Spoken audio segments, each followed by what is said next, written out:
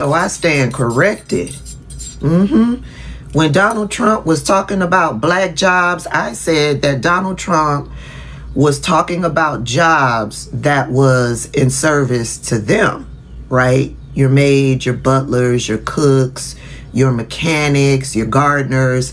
I thought those were the type of jobs that he felt that black people were supposed to be occupying. Black jobs. No.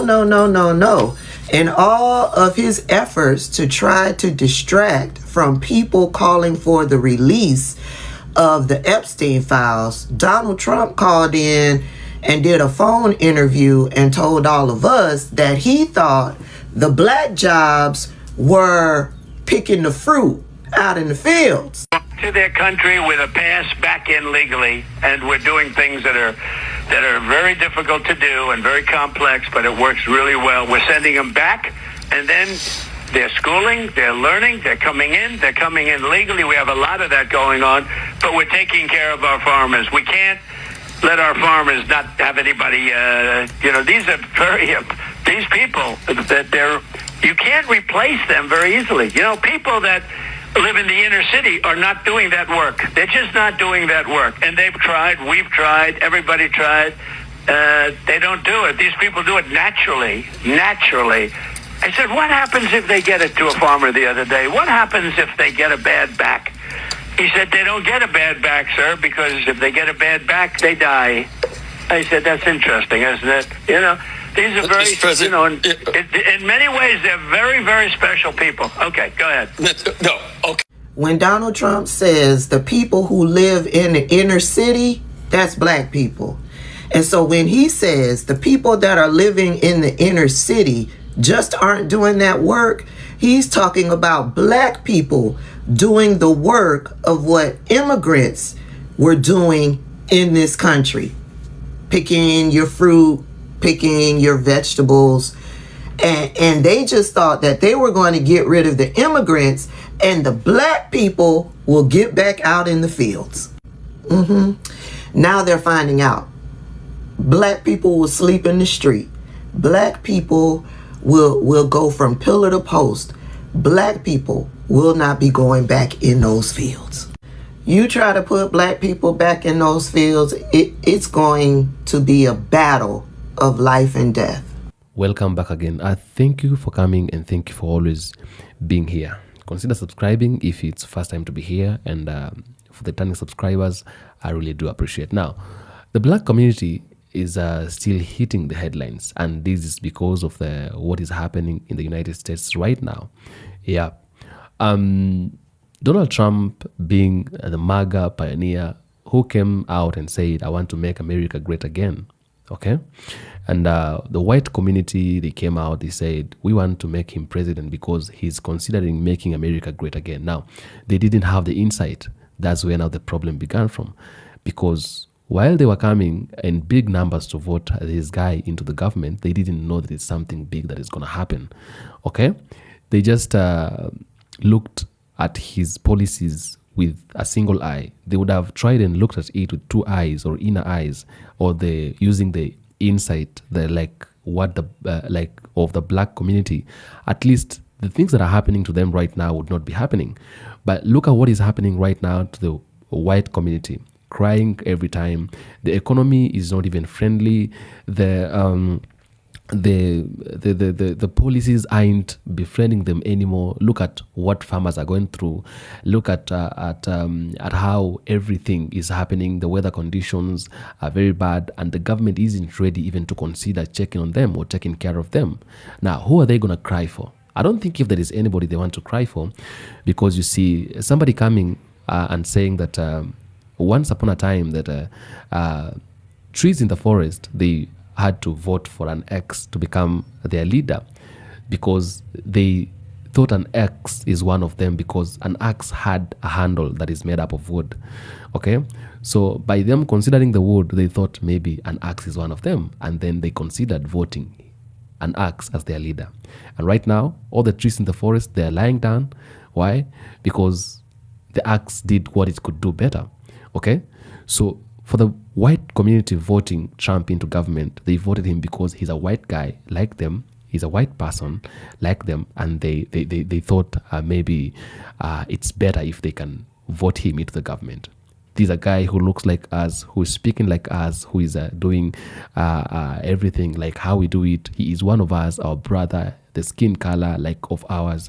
And therefore, the best thing you can do is not to vote somebody of a different color, but to vote this person in the government. Okay? Now, what is happening isn't friendly. It's very bad. The black community tried to come out and warn them. They did not listen to the black community. Now, what is happening right now, Donald Trump is considering now bringing back the black community into the space that they were before. Why? Because the white community cannot do without the black community. They would always want to have the black community around. The black community, what was happening was the deportation of the immigrants who were in the United States of America, and that was the policy of Donald Trump. He said that is what he wanted to do. That was his way of making America great again. He didn't know he was making America worst place to ever be again.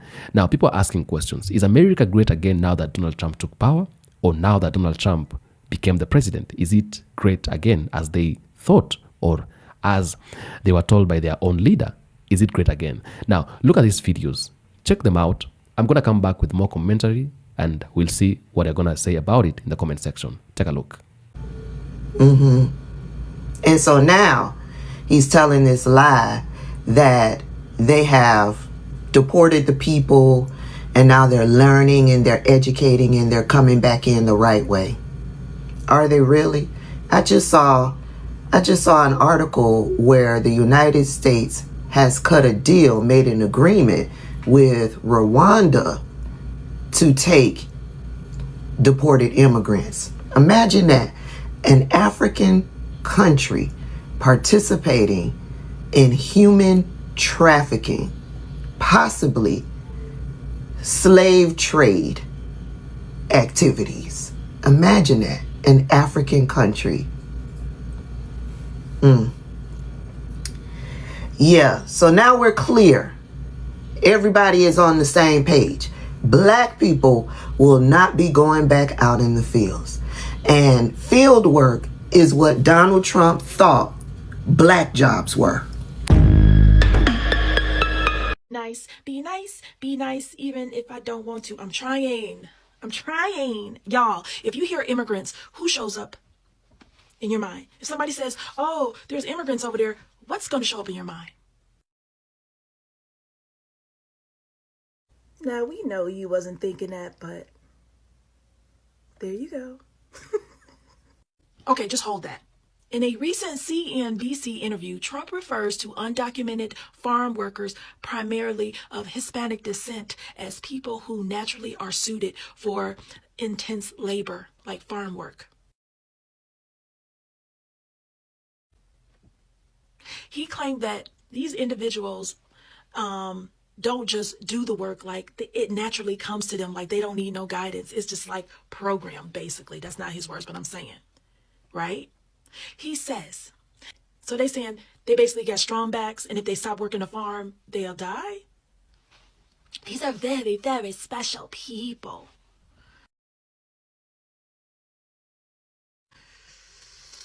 Straight toxic. These remarks did not single out people specifically in the Spanish era. This is what they want you to believe. But rather undocumented immigrants. Who did you see when I say immigrants? I just stabbed myself with my nails. Who did you see, y'all? I'm about to play some audio for you all. And the audio is of the President of the United States talking about the natural design of undocumented workers. And I want you to tell me in the comment section, where have you heard this kind of talk before? And what exactly is he saying out loud? You can't make this up. Going on, but we're taking care of our farmers. We can't let our farmers not have anybody. These are these people. You can't replace them very easily. People that live in the inner city are not doing that work. They're just not doing that work. And they've tried. We've tried. Everybody tried. They don't do it. These people do it naturally. I said, what happens if they get it to a farmer the other day? What happens if they get a bad back? He said, they don't get a bad back, sir, because if they get a bad back, they die. I said, that's interesting, isn't it? You know, these are very, you know, in many ways, they're very, very special people. Okay, go ahead. No, okay, so.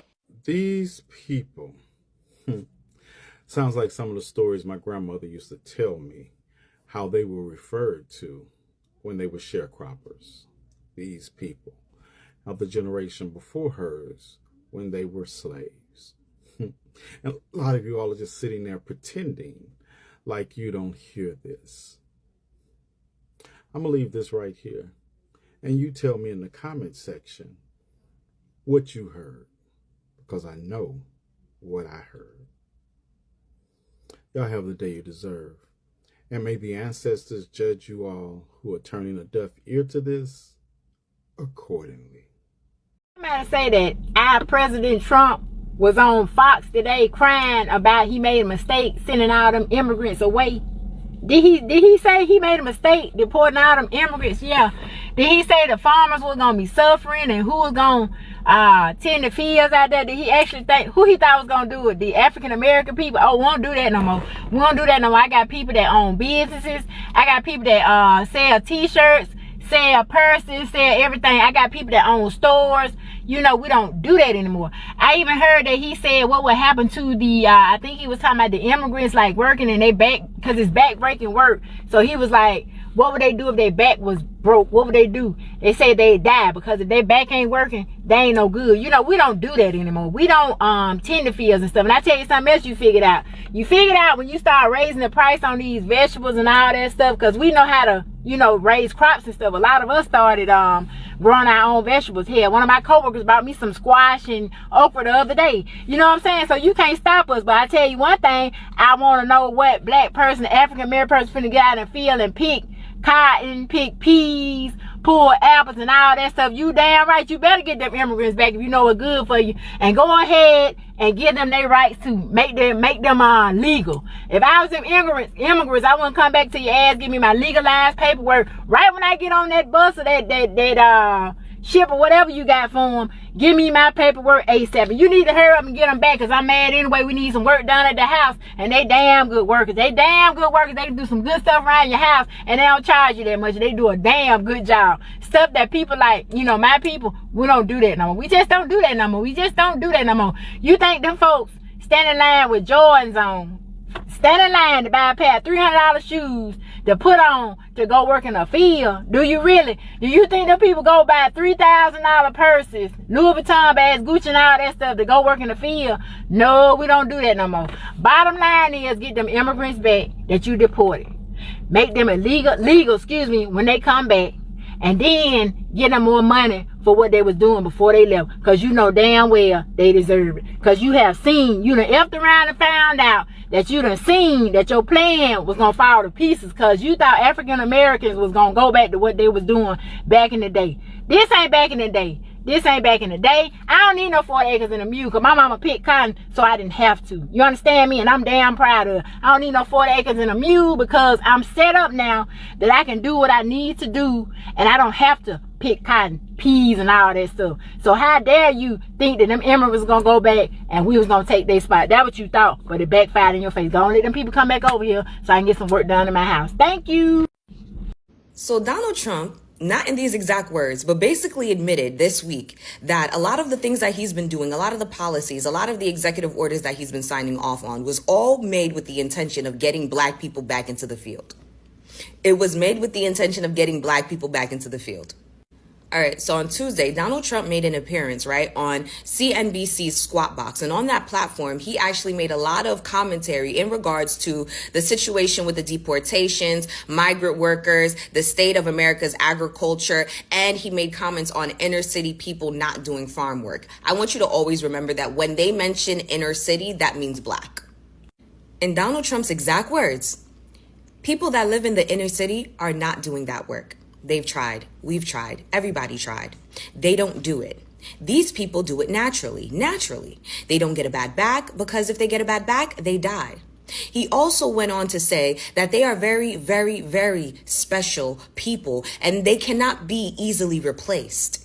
Remember what I said, anytime that they mention the words inner city people, inner city communities, inner city neighborhoods, that's black. That's code for black. Black, blackity black, okay? Black people.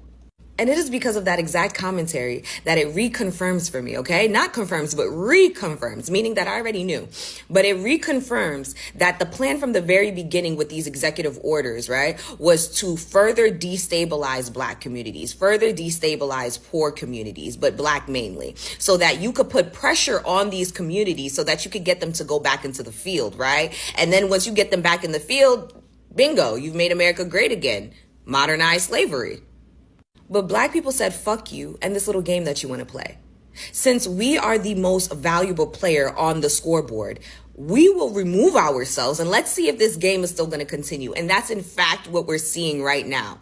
Donald Trump thought that by forcing all of these other people out, taking away our Medicaid, doing all of these things to further destabilize our community, that we would conform, that we would just do what he wants us to do, what the whites of this world, what white supremacy wants us to do.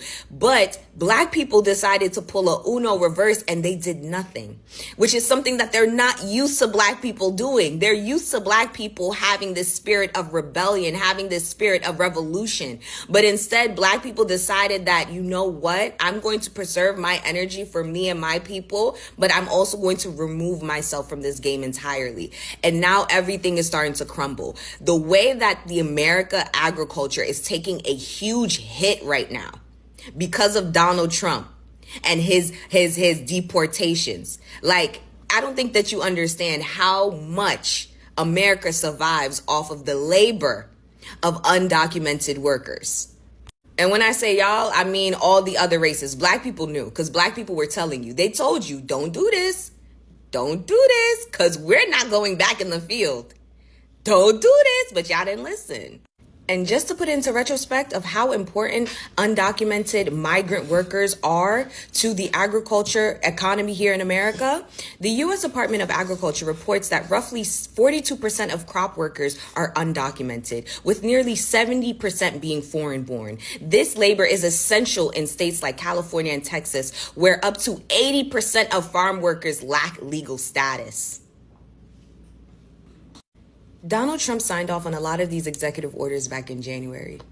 It is now August, and in between that time, he has done a parade of chaotic shit, trying to put pressure on the black community, but the black community has refused to fold. They have not folded. And it's not just the black community, but the legal Hispanic community here, the legal Latinos here, the Browns, and every other race that sees what this administration has been trying to do from the very beginning. They have not folded. And because of that, everything that he has signed off on in January is starting to bite him in the ass in August.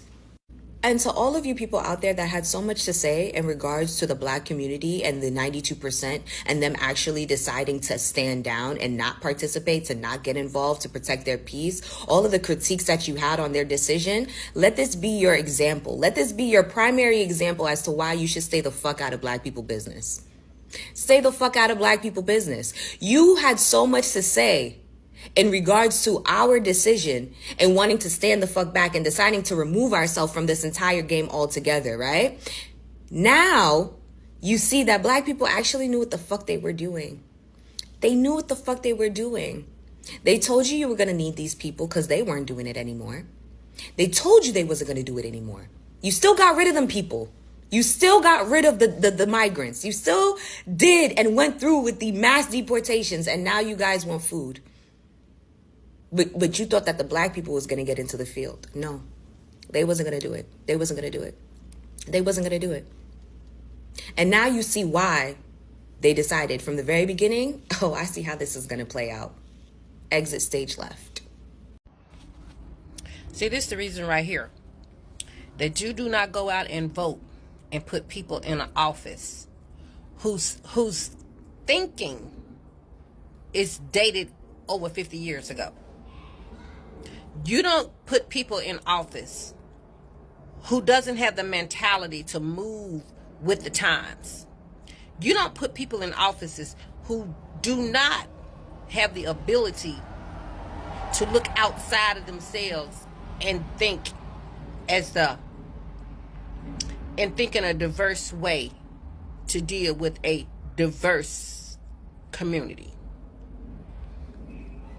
When you have one way of thinking, when you have one mindset, you can only move in one direction. It ain't forward. Well, you're backwards thinking president. All of a sudden now, it just dawned on him that maybe he shouldn't have deported all those immigrants. Yeah, now he says he regrets. Yeah, now he regrets deporting all those immigrants. Because, see, the people in the inner cities, and we know who he's talking about, the people in the inner cities are not going to do the job. And we can't leave our farmers out here not having anyone to help them and work their farms. What you might have wanted to have that thought process. Let's say before 50%, I think it's 50% of farmers in Nebraska have filed bankruptcy in the last 6 months. You might want to have that thought process before all those people, lost their farms and their cattle farms and,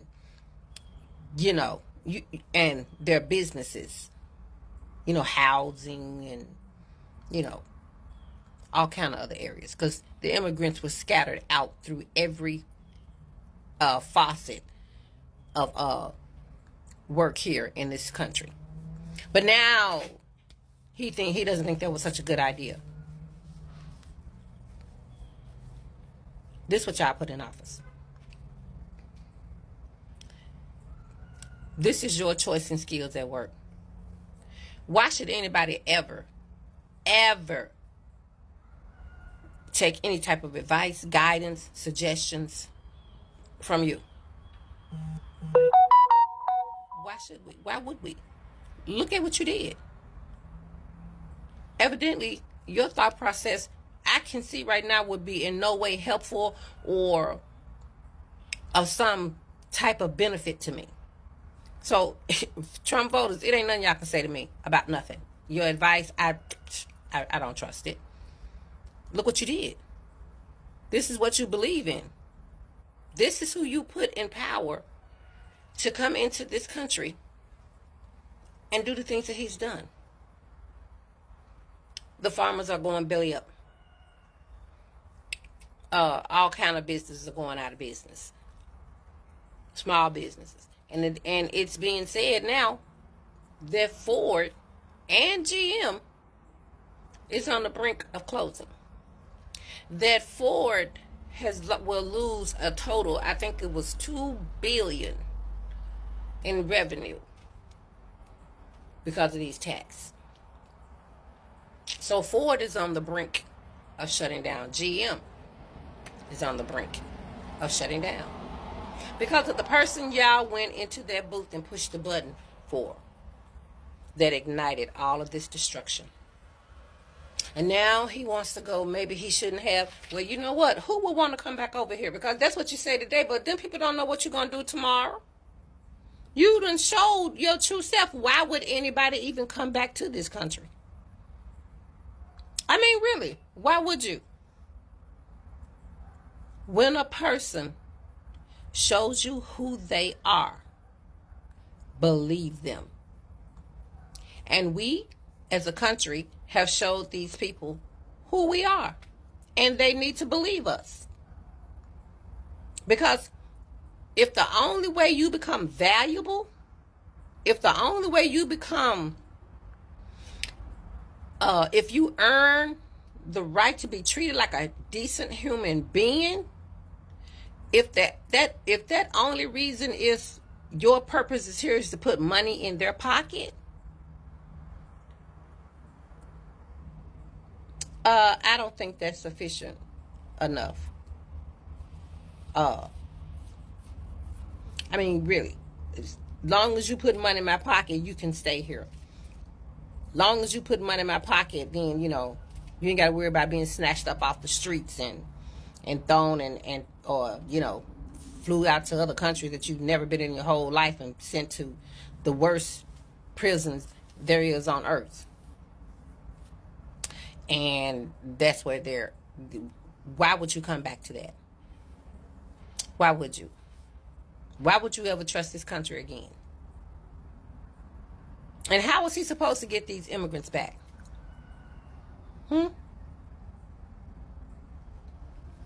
Some of them, it's being rumored that there are bodies washing up on the, well, it's not being rumored, there are bodies washing up on the shores that are shackled together.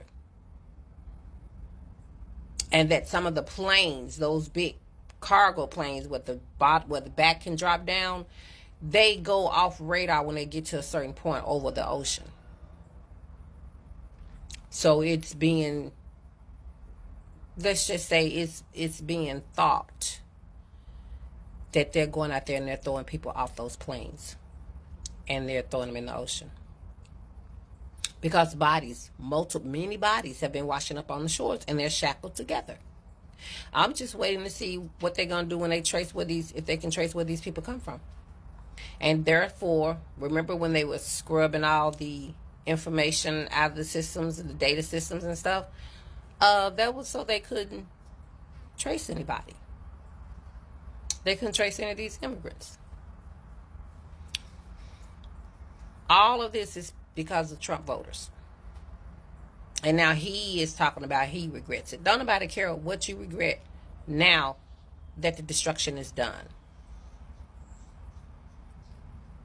But I guess now the immigrants are just supposed to run back and say, all is well now.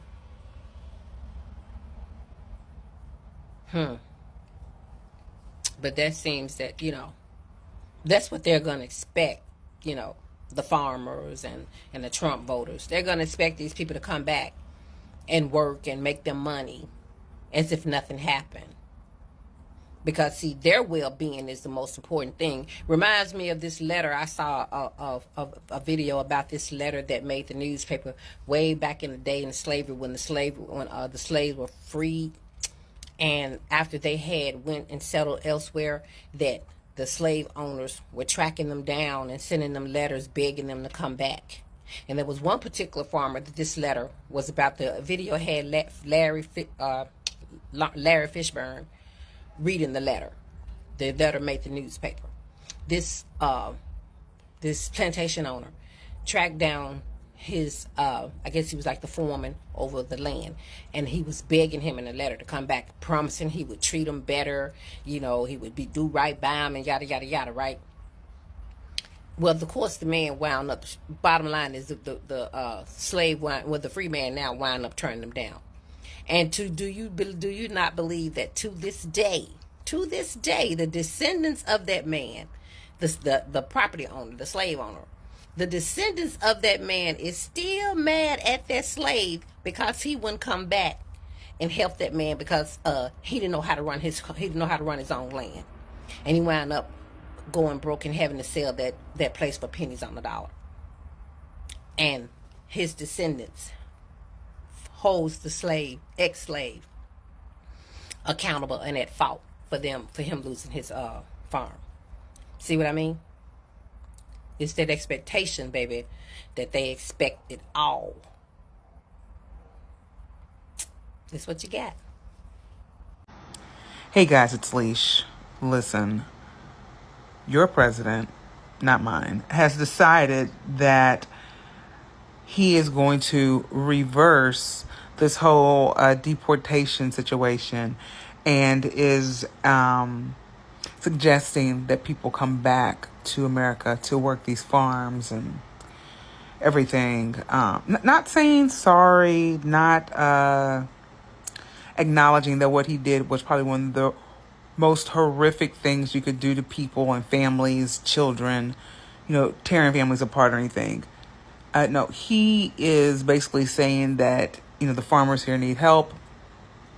And so they're going to educate them, get them legally sent back to this country to do the work that he thought the folks in the inner city would have been able to do. Clearly, if you read between those lines, he thought that black people... Welcome. Now, you've looked at those videos. I think maybe you've gone through them, what people are saying and the reaction of the people and what even Donald Trump himself is talking about.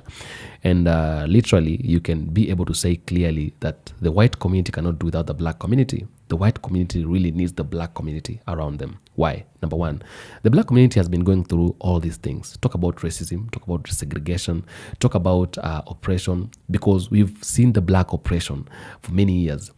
From the years of 1960s to date, the black oppression is something that's been going on, something that has been in position for all these years, for all this time. Now, this means the black community is used to being oppressed. The black community is used to being resisted. The black community is used to being segregated. Why? Now, why are they used to that? Because, when somebody goes through something for a very long time, it becomes he becomes used to that thing. If, for example, I'm a child and my parents don't like me, they would always want to mistreat me. A time comes when this child gets used to difficult life. Okay, so the black community for years, they've been resisted. So even if you resist a black community right now, it feels nothing to them. Okay, because they're used to it. They learned it through a tough experience. Okay, when you resist or when the economy is tough, the black community feels like it's a normal thing, because the black community have experienced a difficult life in a white man's land for a very long time. They understand and they have an experience. They have skills on how to deal with those kind of things. They know how to deal with difficult situations because they were made to live a difficult life in a white man's land, because this slavery has not been easy on them. It's been difficult. It's been hitting them differently every other time. And you find out that they're used to it. Okay? Now, the blacks have insight. Why am I saying they have insight? Them coming out and saying that, it's a very bad decision. If you're going to wake up one morning and going to vote for Donald Trump into government, you're going to make a mistake of a lifetime. You're going to regret about it. This is something you're going to regret about. So, how? Because now, if someone can be able to say that, I want to deport, or rather I want to take down or out of my country the people who are illegally here, or maybe I want to make America great again by maybe uprooting the people who are not supposed to be in this country. It means if this man is able to violate a black right, someday or sometime he's going to violate a white man right. Why? Because it's a habit. Yeah. If I am a thief and I'm stealing from a far village, my people are not safe, because when I'm done stealing from a far village, I'm going to come someday and steal from my close village, because it is my habit to steal. Okay?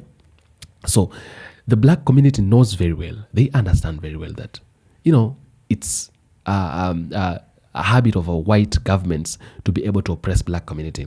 And now the problem is that the white community are used to live a soft life. They are living a soft life every other time. They're not used to be mistreated. They're not used to be maybe to be oppressed, or rather to be exposed in a difficult economy and all that. They have been nurtured in a soft life where everything is happening to them the way they want and all that. All the years, it's black community that have been going through all this. The white community has been enjoying. They've been celebrating. So like the black community used to go on the road with placards every other time, written they should consider their rights and all that. And white community never joined them. Nobody ever said that the black life matter. The black community used to say that the black life matter, and nobody cared about it. Okay, and they used to go on the road every other time to claim for their rights and all that. Nobody gave a shit about it. It was something nobody even wanted to give an ear to it, okay? Because they were less limited. They were the black color was something that people don't want to associate themselves with it, or something like that.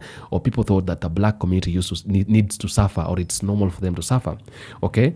So they used on suffering. The white community never gave a hand of help. They were sitting down. So right now, white community coming out and saying they want help from the black community is something that even they shouldn't be talking about. So that is why when they're crying today, the black community is sitting somewhere enjoying life because they're used to these kind of problems. The white community is not used into these kind of problems. That's why they're crying. That's why they're suffering, because it's hitting them hard. It's going to take them some other years for them to get used to this kind of life. Okay? Now, the black community will not help, because the black community, when it was fighting for these rights, nobody cared about it. Nobody wanted to help them. Now, it means that now they are used to the same problems. They're sitting down when the white community are suffering.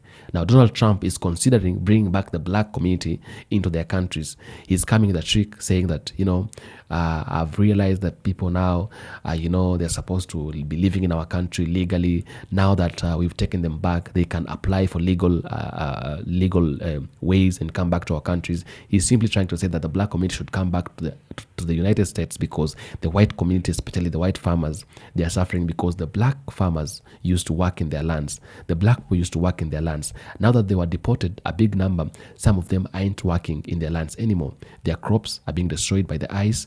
Their blueberries are destroying their crops and all that, and they're finding it difficult for them to continue, especially the white Texas farmers. Many of them, they are really, really suffering. And so by Donald Trump helping them, he wants to bring back the black community. I don't know if the black community are going to give they're going to take it important, or maybe they're going to take it seriously, or it is done. Because now the black community and the white community, they're not together anymore. Especially the black community don't want to be associated with the white community anymore. So what they're going to do, I think they're going to let them suffer. I'm not saying that anybody should let anybody suffer. We're all humans. We need to take care of ourselves. But again, before you do anything to anybody, you need to have considered if the same thing will be in one way or the other get done to you. How are you going to feel? Or maybe are you going to be happy with it? Is it going to be fine with you? Okay, will you be happy with if the same thing that you've been able to do to somebody else will be done to you? Tell me what you think in the comment section. I'll do my best to make sure I read the comments and give a response where possible. Welcome back again to the Black Empire.